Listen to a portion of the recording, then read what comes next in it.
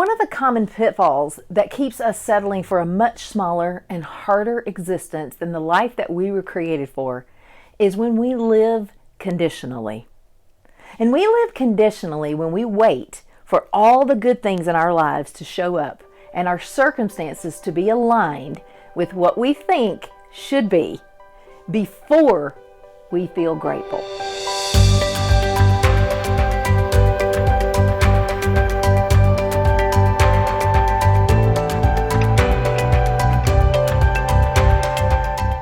I spent over 40 years living this way, and I experienced perpetual frustration and discontentment on a daily basis. Until I awakened to the fact that this way of living is backwards, I stayed stuck and stagnant. But when I discovered the power that gratitude unlocks in us when we implement it as a daily practice, I knew it was one of the most important habits that I could cultivate. And I began to do that with discipline.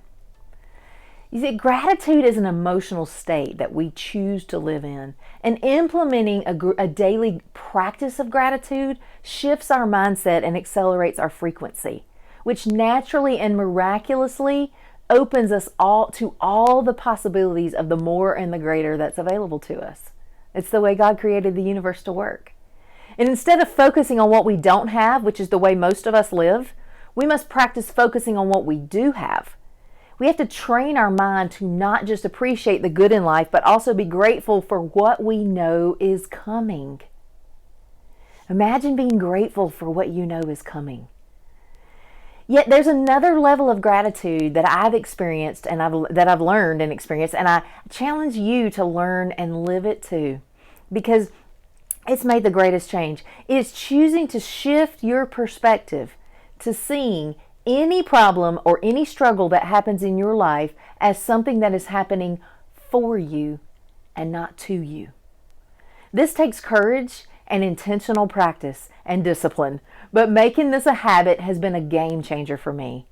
It requires that when something we don't want to happen for us, or that we don't want to happen, or something that we want doesn't happen, we choose to feel grateful for that thing because we see it as creating contrast for us instead of loss or lack.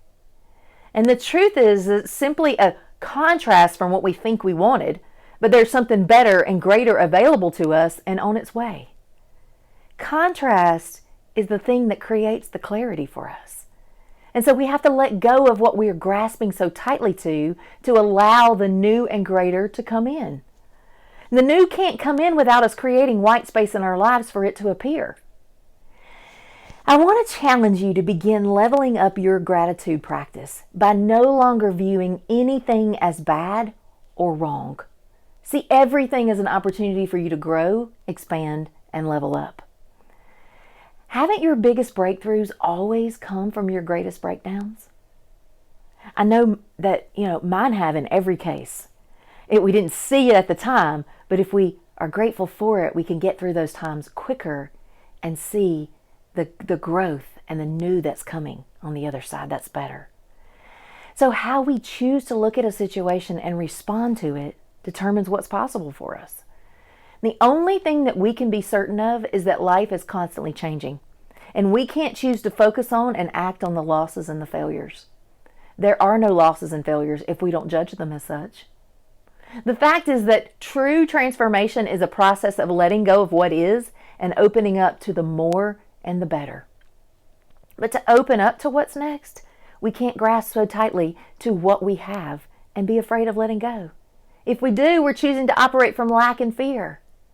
The degree that we're able to let go is the degree that we are opening to receive the new to come into our lives. When I began to understand this concept and practice new levels of gratitude as a way of being every day, not just in the 15 minutes or the 10 minutes that I practice it in the mornings, but like practice it all day long, that was my way. This became my way of being. Then my life leveled up in major ways.